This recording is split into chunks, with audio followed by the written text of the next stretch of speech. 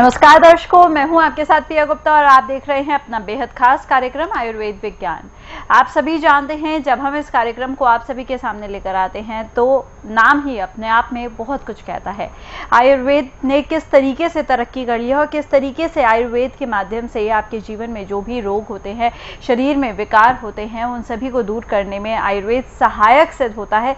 इसके बारे में हम आपको जानकारी देते हैं और हर बार हर एपिसोड में एक नई बीमारी के बारे में हम चर्चा करते हैं। आज एक ऐसी बीमारी के बारे में जिक्र करने वाले हैं जो अक्सर लोगों के घरों में, लोगों के शरीर में पाई जाती है। बात कर रहे हैं अस्थमा के बारे में। अक्सर लोग परेशान हो जाते हैं ये सोच कर कि भाई आखिर क्या हम सिर्फ इनहेलर के कारण ही अपने जीवन को व्यतीत करने वाले हैं।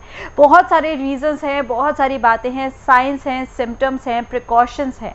क्या है वो सारी चीज़ें, जानना नहीं चाहेंगे? जानना चाहते हैं तो चलिए आज स्वयं ही हम सुनने वाले हैं यही सारी बातें डॉक्टर पुनीत धवन से, क्योंकि वो इस वक्त हमारे साथ स्टूडियो में मौजूद हैं। तो चलिए सबसे पहले करेंगे डॉक्टर साहब का स्वागत। डॉक्टर साहब, बहुत बहुत स्वागत आपका। नमस्कार।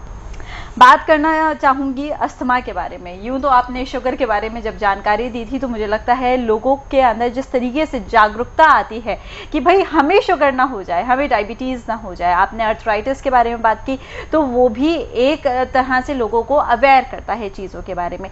आज बताइएगा अस्थमा के बारे में, दमा के बारे में आप क्या कुछ बताना चाहेंगे? जी देखिए, दमा पे हम आज पूरे बात करेंगे, लेकिन उससे पहले मैं आपको कुछ चीज़ें बता देता हूँ।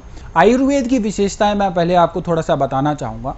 एक छोटी से उदाहरण के साथ बताता हूँ आपको। एक उड़ीसा में एक पर्वत है जिसका नाम है गंधमार्धव पर्वत। इसका डिस्क्रिप्शन आपने रामचरितमानस में भी सुना होगा। तो उस एक पर्वत पे लगभग 16,000 जड़ी बूटियाँ हैं। यानी कि भारत के एक जिले के, एक गांव के एक पर्वत पे 16,000 जड़ी बूटियाँ हैं। तो आप कल्पना कीजिए हिमालय पे कितनी जड़ी बूटियाँ होंगी। लगभग 85,000 90,000 के लगभग वहाँ पे जड़ी बूटियाँ हैं। हमारे पास इतनी प्रचुर मात्रा में जड़ी बूटियाँ उपलब्ध हैं कि हम ऑलमोस्ट हर बीमारी का जड़ी बूटियों से इलाज करना संभव है आज की डेट में। एक तो ये रही बात। दूसरी बात यह है कि आयुर्वेद कब से है, ये भी कईयों के मन में प्रश्न होता है कि आयुर्वेद कब से है। तो आयुर्वेद में ये भी बता दूं आपको, आयुर्वेद जो है वो लगभग 10,000 साल पहले से है। लगभग कुछ लोग कहते हैं वो 10,000 साल से है, कुछ लोगों की मान्यता है वो है 3500 साल पहले से। आपने एक इसमें सुना होगा, हनुमान जी संजीवनी बूटी लेकर आए, तो वो रघुवंश, उसमें जो रघुवंशम में सुना होगा आपने, तो वो श्री राम का जो काल है वो तो 8.5 लाख साल पुराना है। तो लगभग उसके उनके जो श्री राम के पूर्वज थे रघु, उनको भी आयुर्वेद का ज्ञान था। तो लगभग 8.5 लाख साल भी इसकी आप लगा सकते हैं। तो टाइम टेस्टेड मेडिसिन है, पुरानी मेडिसिन है, और आपको इसके अंदर कोई हमें वो नहीं है, शंका नहीं है, इससे बीमारियां ठीक होती हैं अच्छे से। और आज की, अगर आजकल की डेट की बात करें तो आजकल हमारी कैसी भ्रांति, कैसी मान्यता हो गई है कि जो डॉक्टर जो है वो 8 से 10 गोली लिख दे वो तो बहुत समझदार है, और जिसने एक गोली लिखी वो उसको समझ कम है, और जो बिना दवा के ठीक कर दे वो तो मूर्ख है। तो हमें थोड़ा सा इस भ्रांति से भी बाहर आना पड़ेगा। कोई भी बीमारी है, आप हमारे यहाँ पे उसे कॉल करके हमारे डॉक्टर से अपने पूरा उसका डिस्क्रिप्शन दीजिए। आपकी डिटेल में पूरी हिस्ट्री ली जाएगी और आपको आपकी अवस्था के अनुसार और बीमारी के अनुसार दवाई दी जाएगी। इस प्रकार से है। और जो है आयुर्वेद के बारे में मैं आपको कुछ और जो है विशेषताएँ बताता हूँ। आपने सुना होगा कि आयुर्वेद में कितनी शक्ति है, इससे आपको ये पता चलेगा। जब महाभारत का युद्ध हुआ था, सबसे भयंकर युद्ध था, लाखों लोगों ने युद्ध लड़ा था। तो रात को क्या होता था कि जो सैनिक घायल हो जाते थे, रात को वैद्य उनका लेपन करते थे और सुबह वो दोबारा से लड़ने योग्य हो जाते थे। तो ये थी आयुर्वेद की उसमें क्षमता। और अगर हम बात करें तो कौरव जो थे वो 100 थे। अब एक माता के 100 पुत्र कैसे हो सकते हैं? ये तो अद्भुत है। तो ये तो तभी पॉसिबल है कि जब उस जमाने में क्लोनिंग रही हो, क्लोनिंग की गई हो, तभी ये पॉसिबल है, क्योंकि सभी का शरीर जो था वो है एक जैसा था। तो आयुर्वेद आज की डेट में अगर हम देखें तो अमेरिका जो है वो भेड़ बकरियों पे क्लोनिंग कर रहा है, और जबकि भारत में 5,000 साल पहले आदमी की क्लोनिंग की गई थी। यह सब आयुर्वेद की देन है। आयुर्वेद जो है उसमें बहुत शक्ति है। सबसे पहले ये बताइएगा अस्थमा के बारे में, अस्थमा होता क्या है? जी, अब अस्थमा पे आते हैं, हम अस्थमा की चर्चा शुरू करते हैं। तो देखिए, एक बहुत पुरानी कहावत है कि दमा जो है वह दम के साथ जाता है। यानी कि जब आपकी मृत्यु होती है तो वो दमा आप ही के साथ जाता है, वो कभी ठीक नहीं होता। तो मेरे अनुसार यह एक भ्रांति है, क्योंकि अगर हम पूरे पथ्य का फॉलो करें और आयुर्वेदिक दवाओं का सेवन करें तो दमा में बहुत आश्चर्यजनक लाभ होने की संभावना है। आश्चर्यजनक लाभ देखे गए हैं। आज की अगर डेट की बात करें तो पूरे विश्व में दमा के जो रोगी हैं वो बहुत तेज़ी से बढ़ रहे हैं। पूरे विश्व में इनकी संख्या जो है वो तेज़ी से बढ़ती चली जा रही है।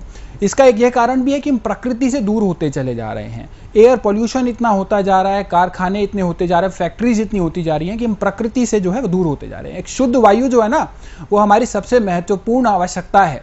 अगर मैं बात करूं ना, अगर हम भोजन के बगैर हम 30 दिन तक रह सकते हैं, 1 महीने तक रह सकते हैं। हम बिना पानी के 7 दिन तक रह सकते हैं, लेकिन हम बिना शुद्ध वायु के 1 मिनट भी नहीं रह सकते। तो इस प्रकार जो है वायु की इंपॉर्टेंस है हमारे जो लाइफ में। अब अगर हम बात करें तो इस वायु जो है ये आपकी जो कीमती से कीमती हीरा है ना, उससे भी ज़्यादा अनमोल है ये वायु। हमारे जो ये वायु के बहुत सारे इसमें चीज़ें हैं बताने के लिए। एक छोटी सी चीज़ आपको और बताता हूँ कि पृथ्वी से ऊपर 25 किलोमीटर एक ओजोन की लेयर है, जो आपने बचपन में पढ़ा भी होगा टेक्स्ट बुक में। 25 किलोमीटर लेयर जो ओजोन की है ना, ये हमारे जो सूरज की जो खतरनाक किरणें होती हैं उसको पृथ्वी पे आने से रोकती है। अब हमने क्या किया, हमने इतने ज़्यादा केमिकल्स यूज़ किए, इतने ज़्यादा रेफ्रिजरेटर, एयर कंडीशनर्स और 10 प्रकार के केमिकल्स यूज़ करे, जिससे वो ओजोन लेयर जो है वो धीरे धीरे करके कम होती जा रही है, और जिस वजह से जो हमारी वायु है उसकी शुद्धता भी कम होती जा रही है। तो इस प्रकार से है, हमें जो है इस चीज़ से बचना। आपने देखा होगा जब बिजली कड़कती है ना, तो ये ओजोन लेयर की फॉर्मेशन बढ़ जाती है, ओजोन लेयर की फॉर्मेशन ज़्यादा होती है। इसलिए जब बिजली कड़कती है, बारिश आती है, थोड़ी अस्थमा के पेशेंट्स को और वैसे भी लोगों को थोड़ा सांस लेने में आराम मिलता है। तो ओजोन का भी बहुत बड़ा महत्व है इस पूरी प्रक्रिया में।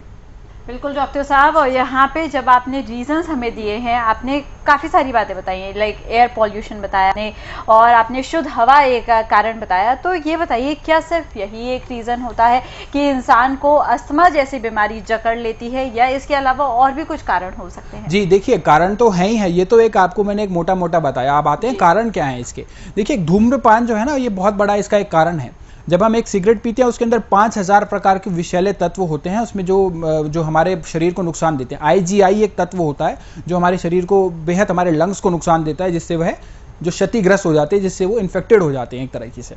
और जो भी हम प्रकार के शराब पीना, तंबाकू, दारू, इन सब चीज़ों से भी लंग्स की इम्यूनिटी जो है वो बहुत कम हो जाती है। अब हमें पहले ये समझना चाहिए कि हमारे जो लंग्स हैं बॉडी में, जो फेफड़े हैं, उनका काम क्या है, वो करते क्या हैं, तब हम बीमारी को ज़्यादा बेटर समझ पाएंगे। जो हम खाना खाते हैं ना, खाना खा के जो हमारा एनर्जी में परिवर्तित होता है, उसके लिए हमारे शरीर को ऑक्सीजन की आवश्यकता होती है। रक्त शुद्धिकरण का काम करते हैं जो हमारे लंग्स है ना, ऑक्सीजन जो आती है हमारी बॉडी में वो काम करते हैं। अब हमारी नाक से हम हवा लेते हैं, नाक में एक प्रकार की छन्नी होती है। अब वो छन्नी से जाती है, वो फिर हमारे कंठ में जाती है, फिर हमारे एल्वियोलाई और ब्रोंकियोल से होते हुए वो हमारे लंग्स पे चली जाती है। वो हमारे श्वास नलिकाओं में ब्रोंकियोल्स, एल्वियोलाई, लंग्स में, इस पूरा प्रक्रिया से वो लंग्स में चली जाती है। तो ये चीज़ जो है ये महत्वपूर्ण है, ये चीज़ समझने वाली है कि किस प्रकार से जो है पॉल्यूशन हमारे अंदर जा रहा है। अब क्या हुआ, अब फेफड़ों में कई प्रकार के हमारे शाखाएं होती हैं, कई इसमें एल्वियोलाई होते हैं, लगभग 3500 लाख एल्वियोलाई होते हैं। इसका जो एरिया होता है वो लगभग 1000 फुट होता है। हमारे शरीर के 55 गुना एरिया होता है। इतनी लचीली और इतनी कॉम्प्लिकेटेड और इतनी अच्छी रचना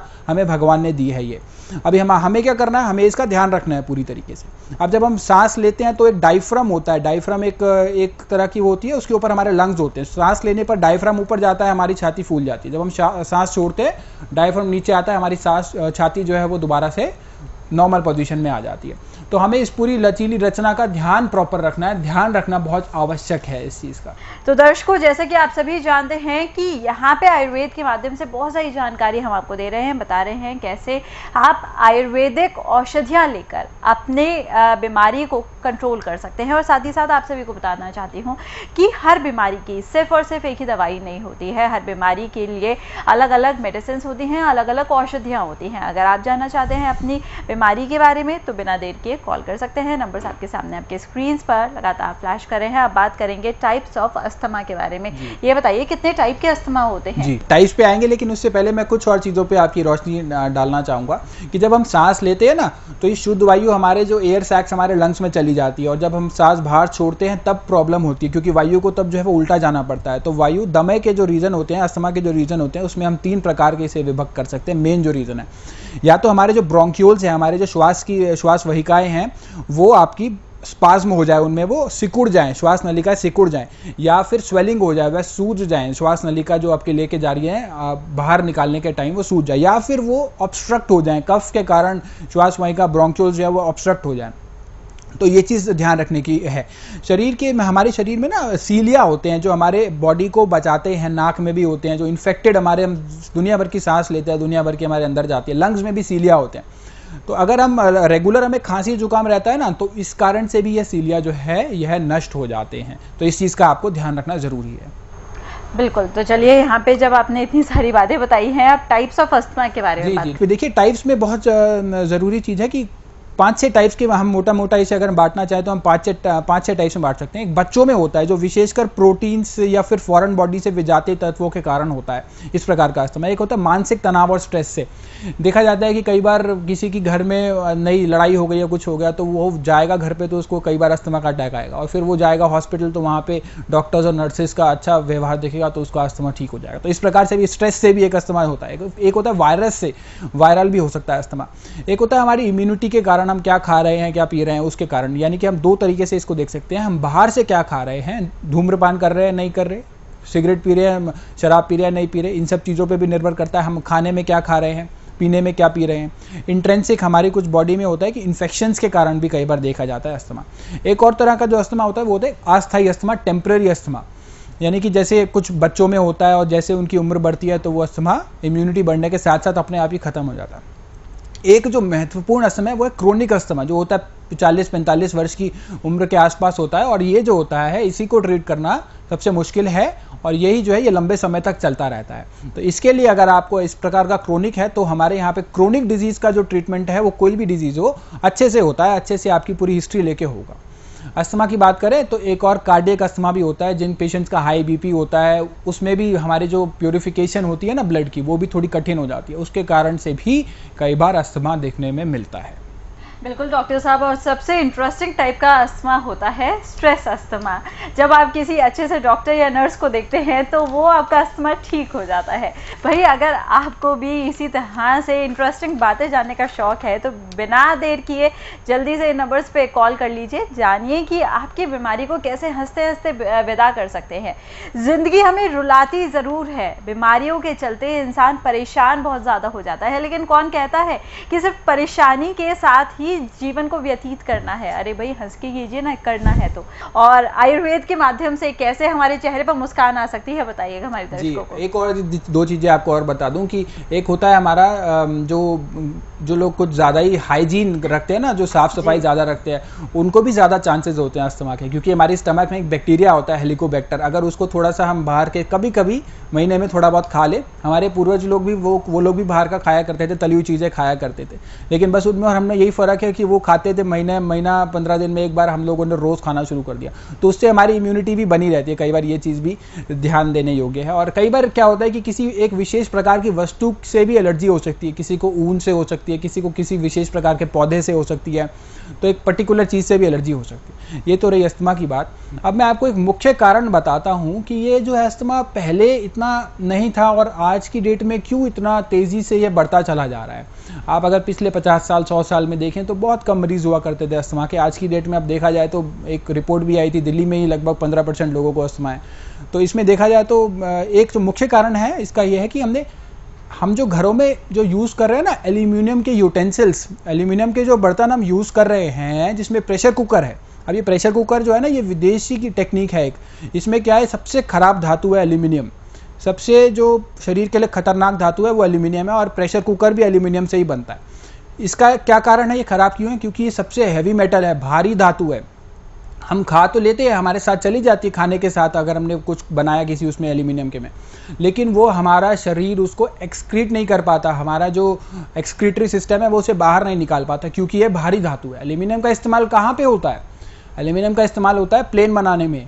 क्यों होता है प्लेन बनाने में? क्योंकि ये बहुत हाई प्रेशर झेल जाती है। प्लेन बहुत हाई स्पीड पे उड़ता है, वहाँ पे हमें कम वेट में हाई प्रेशर झेलने के लिए ऐसा एक धातु चाहिए, तो वहाँ बनाने के लिए होता है, ठीक है, लेकिन खाना पीना बनाने के लिए यह बिल्कुल उपयुक्त नहीं है, बिल्कुल अनुकूल नहीं है। इस चीज़ का ध्यान रखना बहुत ज़्यादा ज़रूरी है। अब मैं एक और आपको इसके बारे में एक और चीज़ बताता हूँ कि क्यों एल्यूमिनियम के धातु नहीं खाने चाहिए।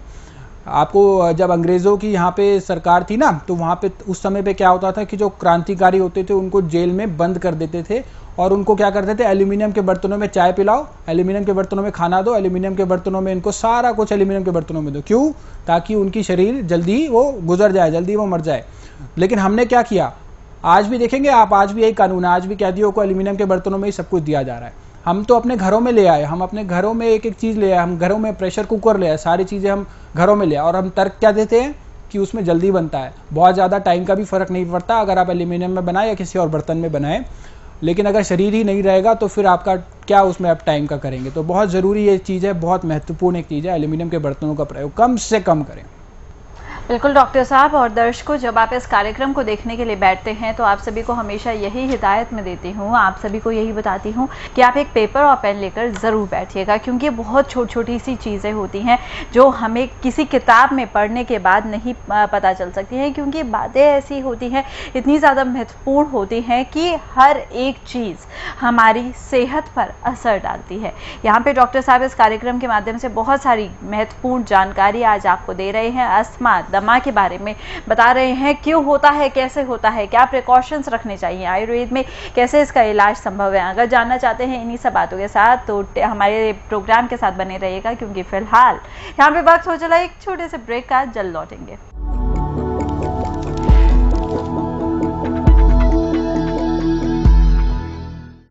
अगर आप किसी भी प्रकार की समस्या से परेशान हैं और नहीं मिल रहा कोई रास्ता, नहीं हो रहा सफल इलाज, तो तुरंत अपनी समस्याओं को दूर करने के लिए एवं सफल इलाज के लिए डॉक्टर पुनीत धवन जी से संपर्क करें।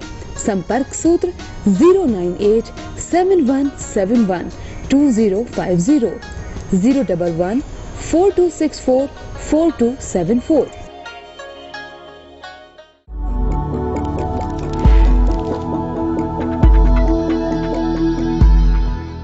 चलिए दर्शकों, एक छोटे से ब्रेक के बाद फिर से आप सभी का स्वागत है। कार्यक्रम को यहाँ पे आगे बढ़ाते हैं और बात कर रहे हैं आज हम अस्थमा यानी कि दमा के बारे में बात बता रहे हैं आपको, कैसे किस प्रकार से ये बीमारी हमारे शरीर को घेर लेती है, और अगर ये बीमारी हमारे शरीर में पनपने लगे तो इसके पीछे क्या क्या कॉजेज हो सकते हैं, कैसे आप इसका उपचार आयुर्वेद से जुड़कर करा सकते हैं। लेकिन उससे पहले आप सभी को ये भी बताना चाहूँगी कि दर्शकों, हमारी जो संस्थान है वो आयुर्वेद से 1937 से जुड़ी है, और डॉक्टर साहब की ये जो जनरेशन है, ये 5th जनरेशन है जो आयुर्वेद के माध्यम से आप सभी का इलाज कर रहे हैं।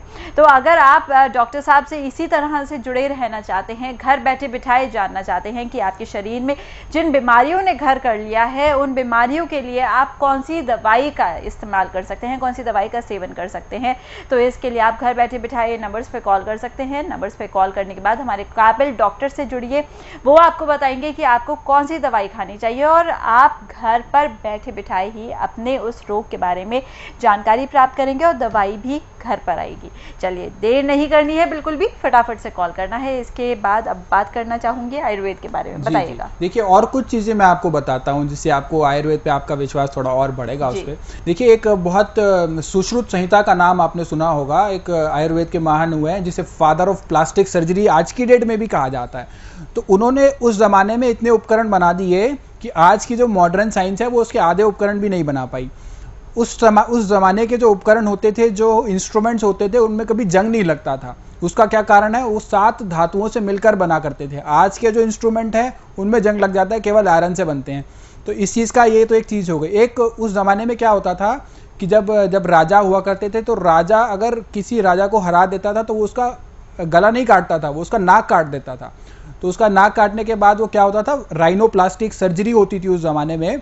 1500 केंद्र हुआ करते थे पूरे भारत में राइनोप्लास्टी के, जो टूटी हुई जो नाक है उसको जोड़ दिया करते थे। इतनी जो है आयुर्वेद इतनी शीर्ष स्थान तक गया है, इस चीज़ का ध्यान रखें। अब हम आते हैं दमा पे। दमा में क्या है कि दमा की स्थिति जो है कि दमा दम के साथ जाए, ये स्थिति पैदा कैसे हुई? ये स्थिति पैदा ऐसी हुई कि हमने कुछ खाया, कुछ मैदे वाली चीज़ खाई, वो मैदा जो है वो हमारे बड़ी आंत पे जाके चिपक गया। वो मैदा जो है कहाँ चिपका? बड़ी आंत पे जाके, और बड़ी आंत क्या हुई? मोटी हो गई। बड़ी आंत पे क्या हो गया? अब उस पर कचरा जम गया। अब वो कचरा को निकालना, गंदगी जम गई उस पर, निकालना बहुत ज़रूरी है। अब आप जो है, ये तो ठीक है आपने मैदा खाया। अब एक और चीज़ हम बहुत ज़्यादा जो खा रहे हैं वो क्या खा रहे हैं?